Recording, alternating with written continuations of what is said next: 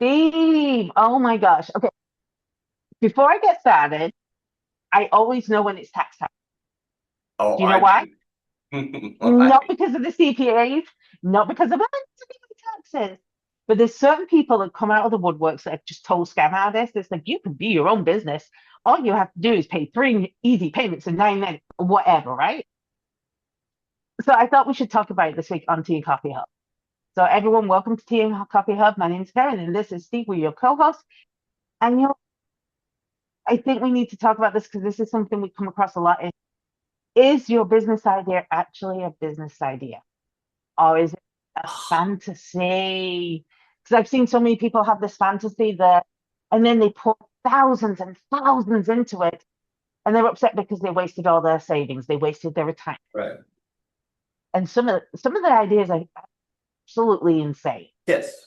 But on the flip side, I have seen absolutely insane ideas become the biggest success story. Pool noodles. What's your favorite? Sharks in a tornado? Like, Yeah. so Stupid how do we ideas that know? have come across because they threw something at the wall that stuck, but they had a plan behind it. They did a little research. Bingo. And most of these people, when we hear the crazy ideas, because God knows I've heard enough teaching that ABCs of starting a business workshop for a decade. People come up with the craziest ideas, and my co-presenter and I, we would just like look at each other like, that would never fly in a million years because they don't know that there's like regulations, there's all these things involved, and they are just like thinking it's the greatest thing since the light bulb. Yeah. Or the other thing is they see someone who's been very, very successful at it, and this person's never spoken about how they got to be successful at Right. it. And they see this person as an idiot, a moron, and if they can do it, well, I can do it too. But and I'll be honest, I've seen some CEOs, I've met some CEOs that having a conversation with them, you're like, how does this person put their shoes on in the morning? Right. But the minute they get into their business, it's like, who are you and who replaced you? Right. They're super geniuses. But a lot of, Yeah, I call it the iceberg theory, because yeah. people only see what's above the water, that little teeny tip. They don't Mm, realize that person is probably their eighth or ninth failed attempt that they failed all this time to perfect the winner. And that they've been mhm. doing it for 10 plus years and learning and gaining this knowledge and finally have a viable product. They don't see all that. They don't talk about all that. Yeah. And I think the other piece of this is, and this is something that isn't talking about, these people that fail 10 times and then end up on the win. What people aren't real, they're not, well, yeah, he's failed businesses and no, now he's finally got one. They failed it, but what didn't work? Right. What do I not need to do again? What do I need to do more of? How can they actually problem solve the failure before they move to the next one? Exactly. They were learning. Fail Mhm. fast. I mean, Einstein, what, 10,000 times before he got the light bulb right? So he knows 9,999 ways not to build a light bulb. Edison, Edison. Yeah. yeah, Edison, Einstein, Einstein, I'm sure had quite a few failures too. they all do. They all did. I mean, take any of the most successful business people nowadays. They have failed time and time again, but the difference is they learned and they sought out knowledge to overcome the failure. Mhm. Whereas most business owners, like you were mentioning, I have an idea, go. Yeah. So I think what our listeners need, they need to know this litmus test. They need to know how to break it down and how not to. And please don't use AI to create your litmus test because Oh, 99% of the learning models out there will just tell you, oh my gosh, you want to build sandwich shops that spread peanut butter on sandwiches by someone's feet. That might work in some very specific markets, but it is not going yeah. to be a generalized audience. Wait, they don't And have that? your AI might tell you to put one on every main street in every city in the world, but that won't work. Very niche, very specialized. That's true. When you're making me think about this, it's like Burger King has a theory. So they don't spend billions of dollars on finding real estate. What they do is watch McDonald's. So McDonald's does all that research. They put the billions into that research and the land and everything else. So Burger King sits back. Oh, McDonald's is going to build a location here. Guess what? Let's find a location close by. Mhm. Because they know McDonald's did all the work. They want And the that's why you competition. see, that's why when you go to a crossroads with your four corners, 9 times out of 10, there's a gas station on one corner, Yep. and the other three corners are different fast food. I see that a lot. And that's an example from learning from others, Mhm. which I am a big believer of it. Learn from others' mistakes, learn from their successes, emulate and make it yours and watch what happens. The magic. I'm not saying that you can't learn from others or you can't do something that someone else is doing. I think your first litmus test about getting into business is got to be you have to be able to ask and answer yourself in a positive way. Is this something that I want to do and will enjoy doing? Because when you launch a business, and I see there's books out there, the 4 Hour Work Week, you know, the 12-week year.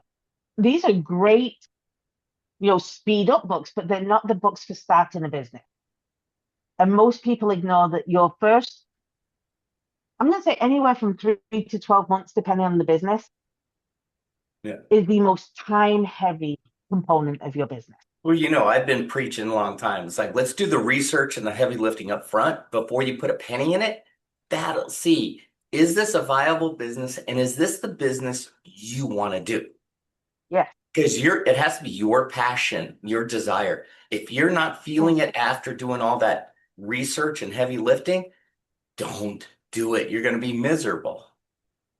And I've seen this with some people who they went into a business because that's what they were told to do. That was the journey they were told to do it. And maybe they got to some level of success, but they hated it. Hmm. They were miserable and they hit that wall because they couldn't stand it. They hit a wall and they couldn't get past a certain amount. It's true. Or they hated it so much they couldn't get past the research part and figured, oh, well, let me just jump in and try. And then it fails Right. because of no research. So do you love it? I think that's the first question you have to ask you. Yeah. Is your passion there? Is it your heart, your mind? Like you are ready to give everything? Is it like, that white hot passion? If you don't have Yeah. that, you're going to have some Find issues something down the road. else. And I think the second litmus is what problem are you solving? Because I Yeah. think I've had like in the last 30 days, I'm going to say I've had at least 20 conversations where people could not tell me the problem they solve for their client. Oh, well, I know we went At on least. a summit Mhm. together, and that instead of like, what do you do? We would ask different questions in different rooms, and then we compared notes. And it's like, what problem do you solve? And these are people in business that were struggling, most of them, because they couldn't answer that simple question. And then if they did, we always followed it up with something like, so who's your target market? And then all of a sudden, Everyone. it fell apart. So what's the difference between a business and the problem you solve? Because I think that from my understanding, a lot of new business owners, they're like, well, I do like real estate, for example. I sell real estate. Okay, what problem do you solve? Yeah. Well, I get people into housing. That's not the problem they solve. So what is the real difference, Steve, between problem you solve and the business? What's the difference? I'll use that realtor because Yeah. I've worked with many realtors. And when I hear that, I'm like, you are the exact same as hundreds and hundreds of thousands of other realtors in the world. No different. You're boring. Why should I choose you over someone else? But then all of a sudden there'd be that one realtor. Are you a golfer? Yes. I'm the guy who finds you that dream home next to the golf course that you enjoy so you can play golf all the time. And then afterwards, go home to your castle, to the place of solitude, to the place that your investment is and growing while still enjoying life at all its needs. It's like, uh, And then you have to it hits you. He sells homes on golf courses, and the guy is hugely successful because he framed it in a problem. A golfer wants to golf. They don't want to do a long drive, and they want the comfort of knowing being near a golf course. I have another friend who's a real estate agent, and she focuses on the kitchen. Yes. She focuses on how people cook, how you can create these meals, how you can do this, how it's laid out for that. The rest of the house, okay, that happens, but the kitchen is the main focus. And she'll go, I take people who are looking to have a house and turn it into this cozy evening where their families come together and they eat and enjoy and laugh. And she's talking about all this laughter and fun around the kitchen. And by the time everyone's listening, they're like, that's all they want. Right. So it's not the business, it's what problem do you solve? Let's give them another example, because I think real estate's easy, but a big one I'm seeing right now is insurance. I want to say these realtors are solving a problem that's in the back of the head. It's not the front. They want a home. Number one problem, right? Yeah. They're confused, overwhelmed, but they have something in their mind. Now, let's say I meet you as that realtor for that kitchen, but I don't cook. Then I naturally it would just I would block it out. I'd find someone else. Fine. But what if I love to cook and I really need a kitchen to cook in? Oh my God, you just spoke my language. You solved all my problems. And it's not about being realistic. Like I said, people are like, well, that's easy for a real estate agent. What would you say is the toughest job to try and say that for? For who? What business would you say is the toughest one to do the difference between problem solve and the business you run?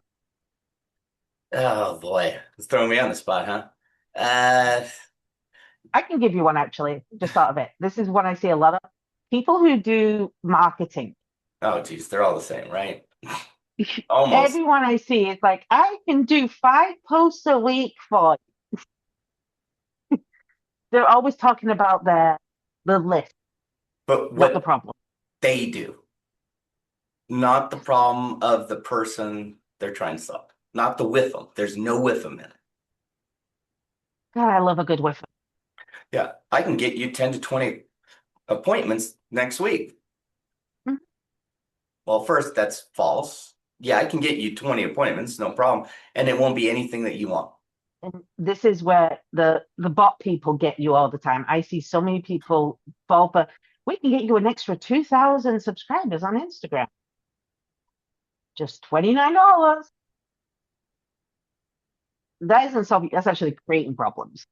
Right. It's okay to use AI, folks. We both use AI, but we have learned it's a tool. Don't rely fully on it. But like these things, what problem does my target market have? And really start focusing on that and come up with the verbiage and language for you, where your passion lies, and how it will resonate with your target market to solve their problems. But like what we started off with is hey, I'm going to get in business because I saw it on a Instagram post. Yeah. The amount of people I've seen jump into what health insurance, Health insurance. crypto was one I've seen a lot of. Oh, if I see another person come out of the woodwork, I do crypto. So, I think we've talked about, are you solving a problem? Do you love the business? What's the next litmus test to know if your business is basically a good idea for a business or a steaming pile of dog doo-doo? this one I love because I've recommended it to so many other people. What businesses are out there that do that? Oh, so many people don't know who the competitors are. I've heard that. And it was like I heard someone going, I can't find any business that does this. And I go, do you think there's a reason why? I'm going to be very honest here. Sometimes the reason why is because it's a problem that needs to be solved and nobody else has come up with a solution. Right. Or That can happen. no one gets the problem. No one knows they have this problem because no one is Yeah, saying it the correct way. right. So if having no competition because you've actually managed to solve a problem, like Scrub Daddy. Yeah. I didn't realize that my sponge should allow me to put my spoon in to get real. I didn't know that that was a problem. Made no sense to me. You know, but they came up with it. Brilliant idea once you realize it. Brilliant. Because they showed you you have a problem that you talk about. It's in your head all the time, but you never think it's a problem until I showed you that sponge. Yeah.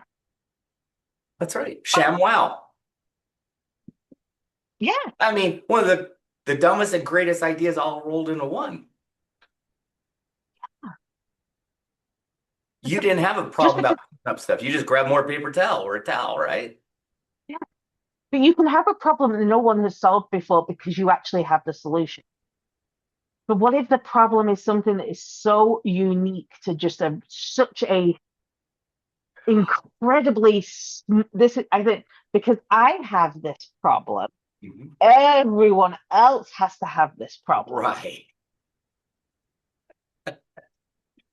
So, years ago, before pre-COVID, I was a judge on pitch fests, people looking for Mhm. venture capital, and I'd always bring in the operations business side of it. And next to me had the money guy, and we had someone giving us a pitch, and he goes, "My market is 85 businesses in the world."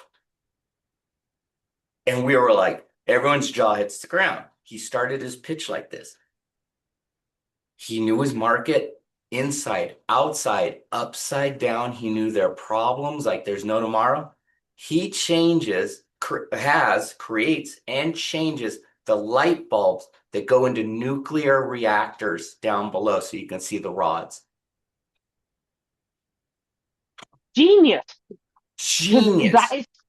that is a marketable problem that is in existence, and Mhm. that is a concept of a very niche It that was would neat. work. But he also said, I know my market. And when we were looking at his business plan, that was the difference. He did the research on it. He had the technology that he worked literally over a decade to create these light bulbs that could handle this. And he also Mhm. created the methodology for a human to go into the water or a robot to change the light bulb without disrupting the service.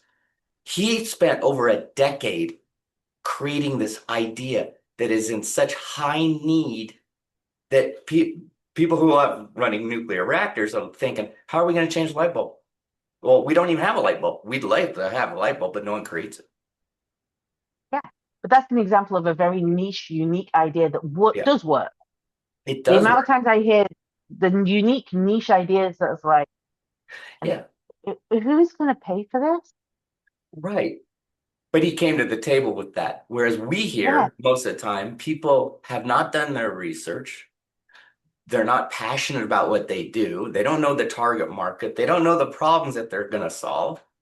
And they got an idea that who's it for? What's the problem? Doesn't mean I, anything. I'll actually give you an example of someone I spoke to. I'll change the industry that they were talking about to protect. But their whole business idea was they were going to white label travel amenities for motels so that a motel could have a soap bar with their name on it. Okay. Because in their mind, nobody in the world did that. So, and it wasn't a motel, it was a slightly different product for a slightly different industry. So I turned and asked, well, when was the last time you went to a motel? And they're like, well, I normally only just go to like upscale hotel.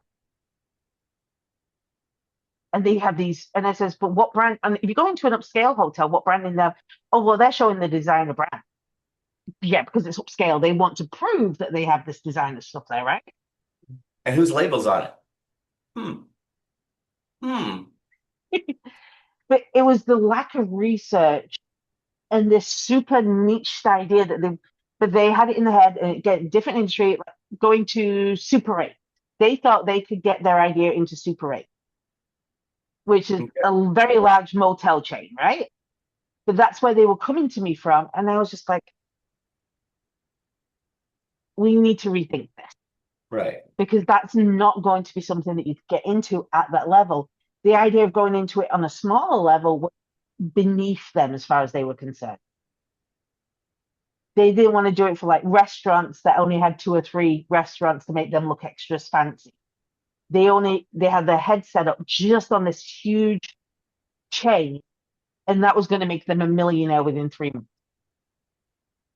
I think that's an example of a niche product where you haven't done your thoughts or your process or Right. planned it. And when was the last time you saw soap and shampoo in a Motel 6? Motel. Yeah. You either bring your own or you don't have any.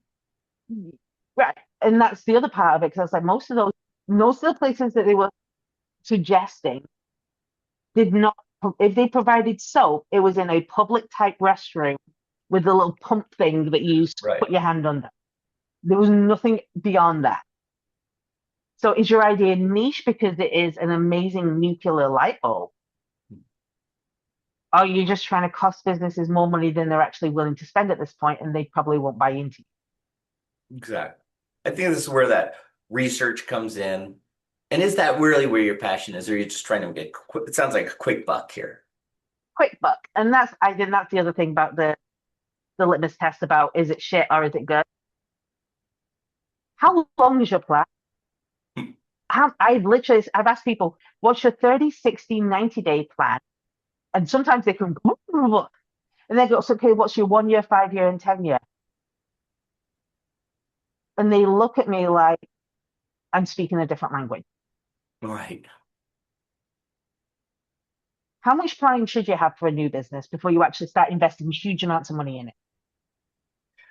How much what? How much planning? What kind Oh, of timeline plan do you think you should be able to plan to be I've successful? seen people hunker down and knock it out in less than a week, but hyper focused because they believed in their idea so passionately. But they also had the right guidance to where to go to get the research. And Hmm. I always say, this is going to sound crazy. I say it all the time. And every time I say it, everyone goes, you're crazy. And it's the best research on the planet. There's this thing called a library. It's free to use. Hmm. They have more resources. And if you go in there, the odds are they have a business center. And the person overseeing the business center, their knowledge will blow you out of the water and give you the right direction where to start your research. Use this knowledge. And I've seen people take over a year and a half plus, like the light bulb guy, 10 years, over 10 years of development, testing, millions and millions of dollars thrown into it to prove his concept. He's going to be a multi-millionaire. He probably is by now. We he Probably, yeah, only I was gonna he say. got 4 million just for marketing from us right there. Hmm. Once we looked at his business plan and heard his pitch, we all deliberated and said, this guy is a genius. He's solving a huge problem, but it's perpetual. So he'll never just be one and done with these people. He has their contract now for life. Yeah. And how long was his business plan built out? Did he come to you with like a 1 year business plan or a Oh, 10 year business plan? it went out to 20 years Yeah. because he had so much research and data behind him. He provided all that to us, and it was beautiful. But if you haven't even started that process, let's say you're not there yet, like you haven't done all that research, you Mhm. should still do lots of research. And, I've done business plans for lots of companies. I'll find competitors and look at their plans as well and build from it, learn from it. It can take anywhere, I'd say, a week to over a year. It could be longer, but you have to hyper focus on this. And I think the other thing is, whenever I've talked to someone new in business, if they're not looking forward, at least I'm going to say 3 years has been the shortest time frame I've seen Yeah, that's for short. someone actually that short, for them to turn around and actually turn it into a success. I've seen people come to me with a 30-day plan, and that's as far as they thought. 99% of those don't work. No, 3 years, I think, is the shortest ones that I've seen with a good return. minimum 10 years. Min 10 years, that's when you're really talking. But three has been the minimum I've seen Yeah. But you to should always get them have a going. 1, 3, 5. And if you really have done your research well, you should throw a 10-year in there. Yeah. So, passion, product or service, Mhm. research, planning, Oh, planning, problem problem, solving. That's five right there. And how many target people market. have all five? No. And there's a reason why they say 85% of small businesses fail. Yeah. And I guarantee because they have one, two, or three of these, but not the others. Yeah, most of them don't know their target market. Yeah, we Please, didn't even folks, touch on that for one of those lists. folks, do not say this. And go ahead, Karen, say it. I help everyone. Everyone. Everyone needs me. You do not. Are you selling oxygen? Even selling oxygen.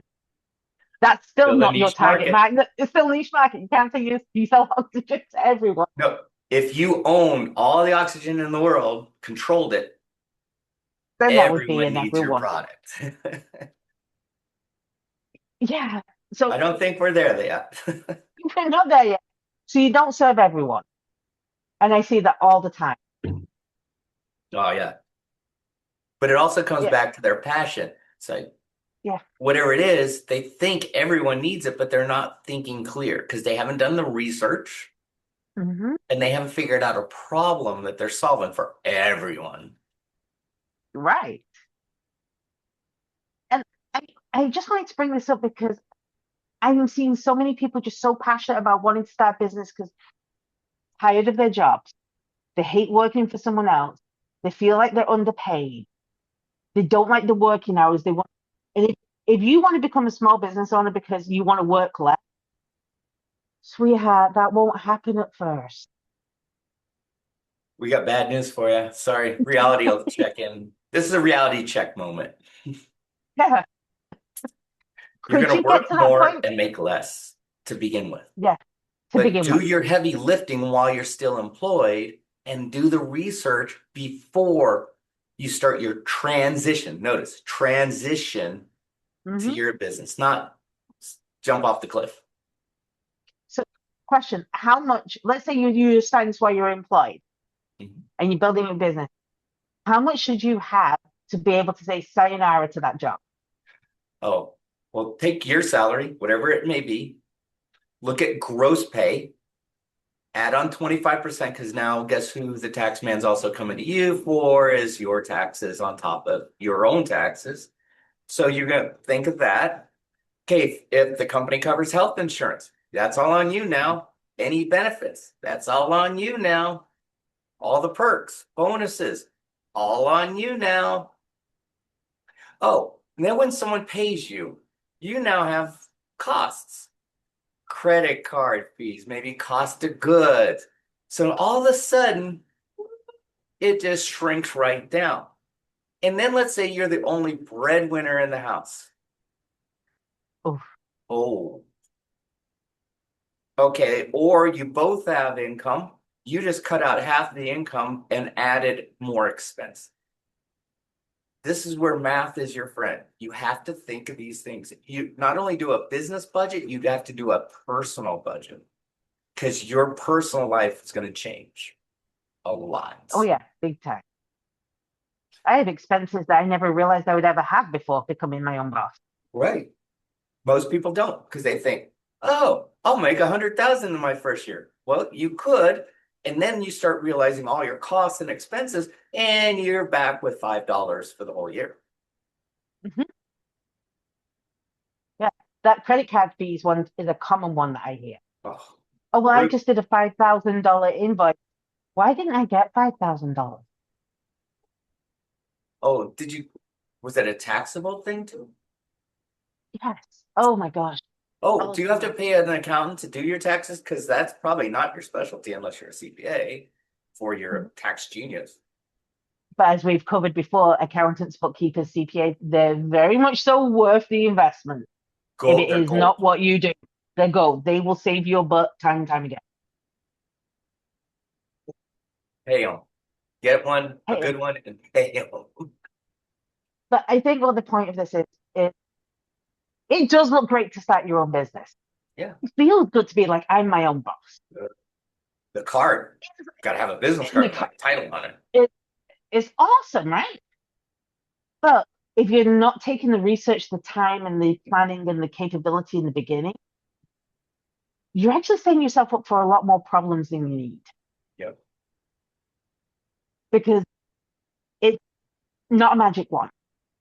And I hate saying that because I don't hate saying it, and I do hate saying it because there's so many people out there on social media like, I make money from my phone. You should just become a licensed insurance person with my company, and you'll be just going to the park and raking it in. You've seen those posts. All the time. Oh my gosh, look at my New York. So glad I became a business owner 26 minutes ago. Yeah. It's not like that. I know people sell their course, and I said, "Oh, great. How'd you develop that course?" Well, I had about 50 other courses and they all failed, and this is the one that hit one time, so I'm reselling them. So are you using your own material to build your business? Oh no. Oh gosh, I got so this is the one that drives me insane in my area. I make thousands of dollars on social media every single day. I just bought this 39.95 workbook and it did everything for me. And then what you find out is when you buy the workbook, you then get the privilege to resell that workbook.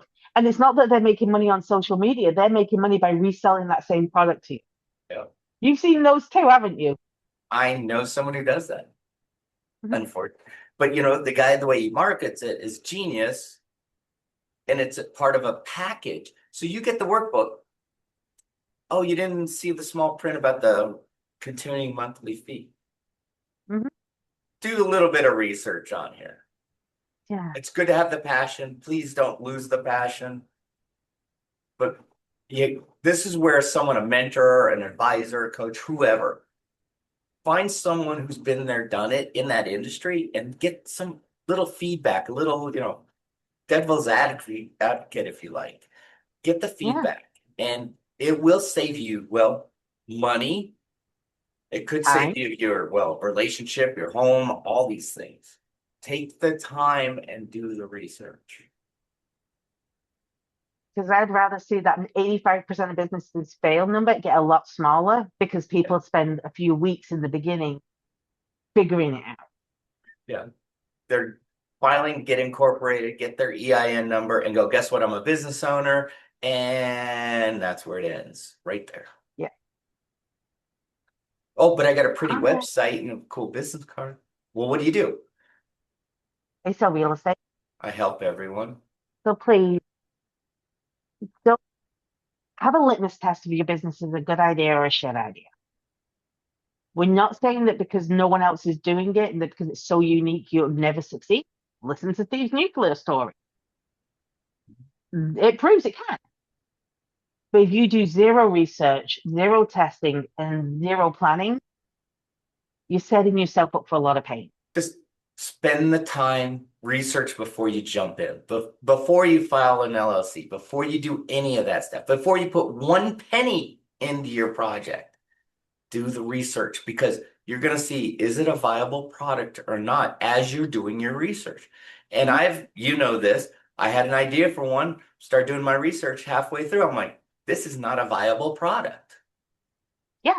And I scrapped it. Thank God I did not put one penny. All I did was put time of research in, spending time at the library, spending time on the internet, doing research, interviewing people.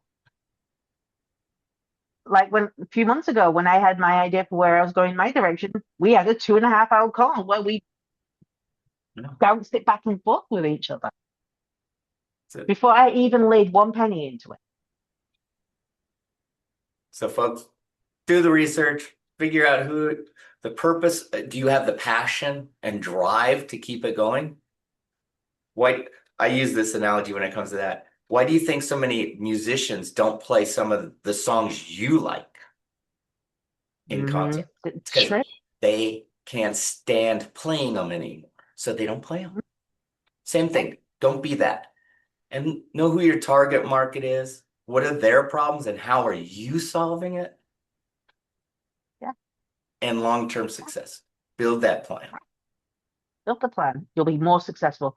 So in the comment, what is the craziest product that you have ever seen that you like? Oh my gosh, I cannot believe that was something that won. Because I have seen some crazy ones. I know when I use it as an example all the time. It's one of the craziest products ever, and it made hundreds and hundreds of millions. Mhm. And it was a fad. And they rode the fad until it died. And Yeah. that's slapping two googly eyes on a rock. Oh God, the pet rock. The pet rock. The chia seed pet is a big one too. It's still there though. Oh yeah. They still sell who knows how many a year. No, I want to know what's the craziest because there's got to be some items that you look at and Yeah. go, huh? What? Yeah. Watch late night TV, folks. Or Oh, the infomercial. Scroll your feeds, and you're gonna find some weird stuff. Yeah. Well, don't forget to like and subscribe and join us next episode because we're here to help you be successful in your business because we believe that you can grow and you can do the things and be successful. If you just grew up a few ideas and actually plan out the success. So see you next time, folks. Bye. Thanks for joining us on the Tea and Coffee Hub podcast today. We hope you enjoyed today's conversation and it left you inspired, equipped, and ready to take your next step, whether that's in life, business, or maybe both. And don't forget to like and subscribe to our channel so you don't miss future episodes, and connect with us online and in person.